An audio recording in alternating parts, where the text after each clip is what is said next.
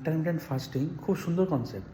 আমাদের দৈনন্দিন জীবনে যাদের ট্রাইগ্লিসারাইডটা অনেকটা বেশি আছে, যাদের সুগারের নিয়ন্ত্রণটা ঠিক নেই, লিপিডের নিয়ন্ত্রণটা ঠিকঠাক নেই, সুগারের নিয়ন্ত্রণ বলছি না, সুগারের সাথে যদি লিপিডের নিয়ন্ত্রণটা ঠিক না থাকে, তাদের ক্ষেত্রে কিন্তু ইন্টারমিটেন্ট ফাস্টিং একটা খুব সুন্দর উপায় তার লিপিডটাকে নিয়ন্ত্রণে, লিপিডের যে শরীরে মাত্রাটা আছে সেটা নিয়ন্ত্রণে রাখার। ঠিক আছে, প্রোভাইডেড দ্যাট যে সেটা কিন্তু আপনার কোলেস্টেরলের মাত্রাটাকে কমাতে পারে বা নিয়ন্ত্রণ রাখতে পারে, কমাতে পারে না।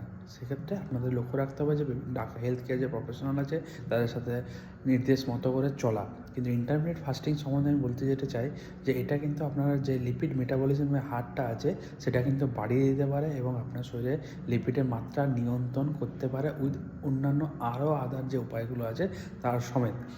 কিন্তু ইন্টারমিটেন্ট ফাস্টিং করতে গিয়ে আপনি যদি ওভার ফাস্টিং করে ফেলেন, কিন্তু ওভার ফাস্টিং আবার খুব খারাপ জিনিস। ওভার ফাস্টিং করলে আপনার শরীরে যে ফ্যাট সেলগুলো আছে, যে ফ্যাট আছে, সেটা ফ্যাটটা বার্ন আউট করে, ফ্রি ফ্যাটি অ্যাসিড তৈরি করে, যে ফ্রি ফ্যাটি অ্যাসিডটা আপনার লিভারে গিয়ে ডিপোজিট করে। লিভারের যদি সেগুলো ডিপোজিট করে তাহলে আপনার লিভারের চর্বির পরিমাণ বা ফ্যাটের পরিমাণটা বেড়ে যায়। সেটা আরেকটা ধরনের ক্ষতিকারক জিনিস।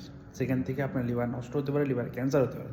তাই ইন্টারমিটেন্ট ফাস্টিং করুন, ওভার ফাস্টিং করবেন না। এবং এটাই রইল, এবং অবশ্যই হেলথ কেয়ারে পরামর্শ নিন এই রিগার্ডিং আরও তথ্য জানার জন্য। ধন্যবাদ।